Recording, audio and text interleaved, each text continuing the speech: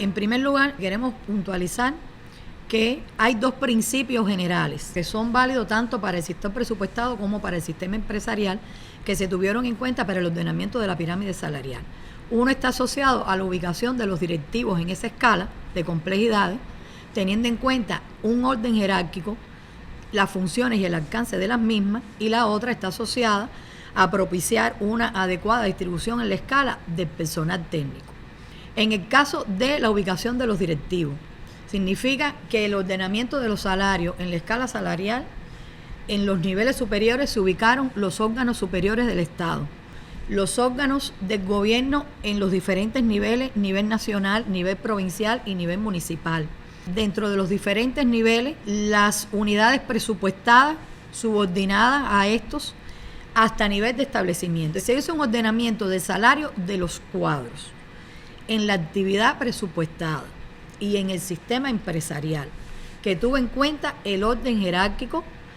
de las instituciones y que tuvo en cuenta las funciones, la responsabilidad en esos niveles, en el ejercicio de esas funciones y el alcance de las mismas. El alcance en el sentido de que las funciones que se realizan en ese órgano o en esa organización tienen un alcance nacional o están limitadas en su alcance a un territorio, a un municipio, a una determinada provincia. Y en el caso del sistema empresarial, el alcance que está asociado dentro de una organización superior de dirección empresarial o está asociado a una empresa o está asociado a una unidad empresarial de base u otra estructura organizativa que exista dentro del ordenamiento del sistema empresarial. Este es un principio general sobre el cual se diseñaron los salarios de los directivos. En el caso de los técnicos se ordenó el salario a partir del nivel de calificación. Es decir, se ubicaron en la escala en determinados grupos los cargos que exigen requisitos de técnico medio, los cargos para los que se exige requisitos de técnico superior y los cargos para los que se exige requisitos de nivel superior. Y en correspondencia con esa calificación se estableció también una determinada jerarquía dentro de la escala salarial. En el caso de los técnicos también se reconoció la labor de determinadas profesiones, como fue el caso de la salud, la educación, la investigación, la inspección estatal y la auditoría. Y estos profesionales, dentro de su ubicación en la escala también, se tuvieron en cuenta determinados principios que reconocen esa labor y que distinguen esa labor a diferencia de lo que nos pasaba antes de la reforma, que muchas veces, por ejemplo, los auditores no tenían un reconocimiento en complejidad del trabajo y salarialmente superior a los sujetos de su auditoría. Los inspectores no tenían un reconocimiento desde el punto de vista salarial a los sujetos de su inspección. Y en el caso de los profesionales de la salud, que su reconocimiento se refleja no solo por el nivel de su salario, sino porque los profesionales de la salud mantienen este reconocimiento salarial en cualquier institución en que elaboren con independencia de la estructura. Es decir, un profesional de la salud tiene una complejidad y tiene un nivel salarial que es el mismo laborando en un policlínico, en un consultorio médico, en un hospital, y esto forma parte del reconocimiento que se previó en el diseño de esa reforma salarial. Otro de los principios que es válido básicamente para el sector presupuestado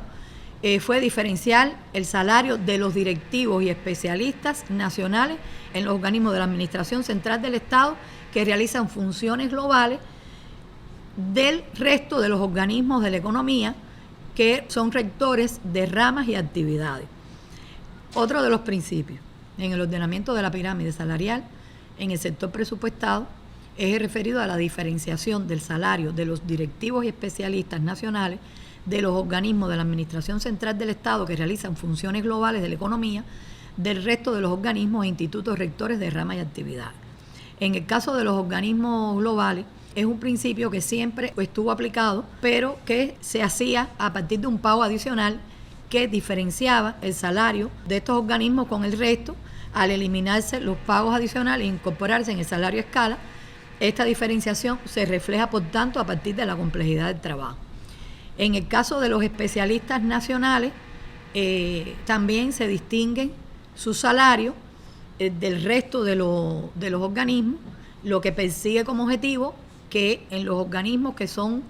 que realizan funciones globales de la economía, que son los que están encargados de diseñar las políticas asociadas a la economía, a la finanza, al comercio exterior y al trabajo y la seguridad social, pues tengan un reconocimiento desde el punto de vista salarial para que los especialistas mejor preparados sean los que accedan a estas responsabilidades. El otro principio es el de diferenciar el salario de los directivos y especialistas de las unidades organizativas que realizan funciones específicas de las que realizan funciones comunes. Las funciones específicas o sustantivas de los organismos de la Administración Central del Estado y de los órganos locales del Poder Popular están refrendadas en los acuerdos del Comité Ejecutivo del Consejo de Ministros que los crea y en los reglamentos internos de estas organizaciones. Este principio también persigue como objetivo que los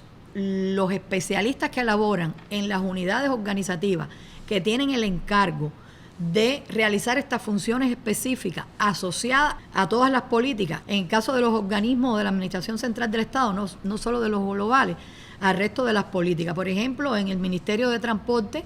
las políticas asociadas al transporte, en el Ministerio de Energía y Minas, las políticas asociadas a estas actividades, y que los especialistas que tienen esta responsabilidad salarialmente también vean diferenciado la complejidad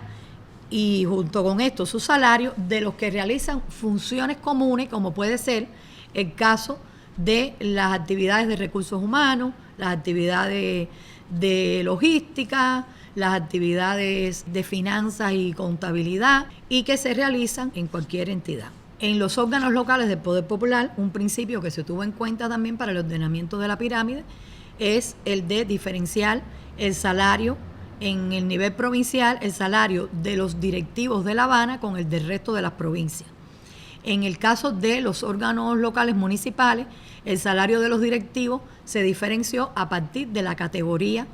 de los municipios, estableciéndose dos categorías. Estas categorías se diseñaron a partir del análisis y evaluación de un conjunto de indicadores que permitieron llegar a definir cuáles son los municipios que se le otorgó la categoría 1 y a la que se asocian sus salarios, y el resto de los municipios, por supuesto, obtuvieron la categoría 2. Los municipios con la categoría 1 son los municipios cabecera, todos los municipios de la provincia de La Habana, el municipio especial Isla de la Juventud, los municipios Cárdenas, Saguala Grande, Caibarien,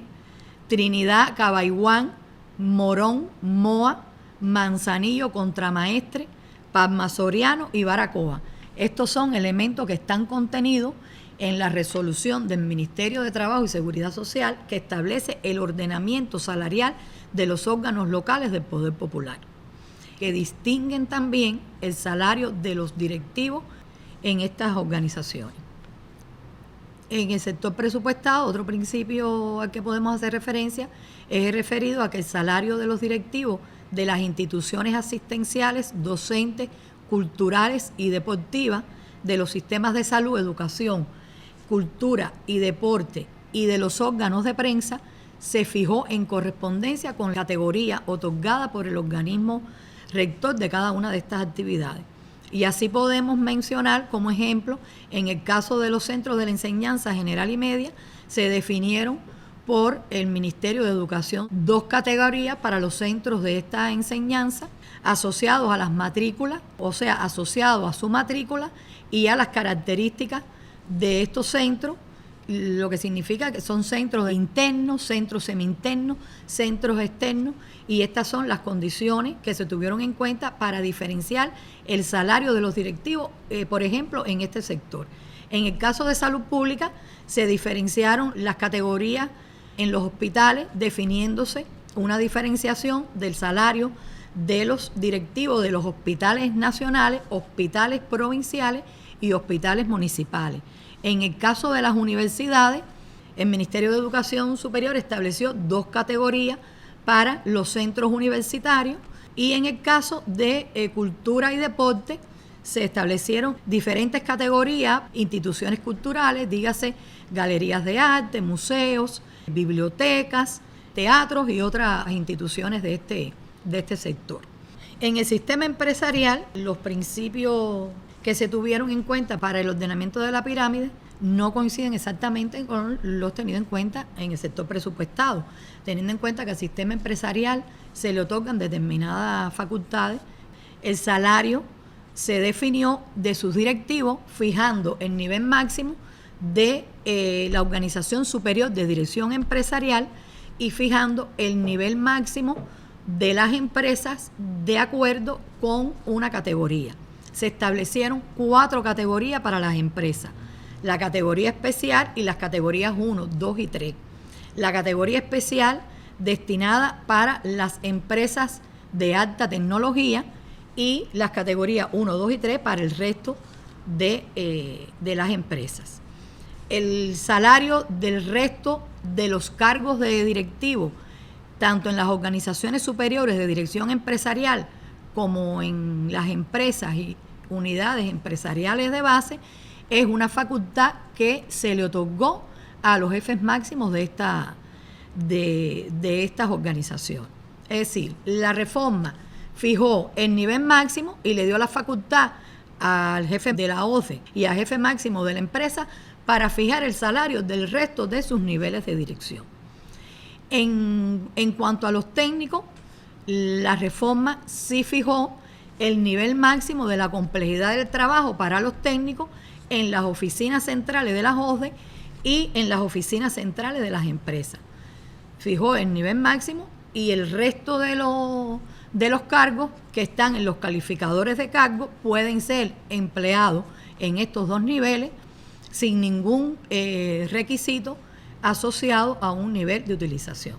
Esto es lo que distingue básicamente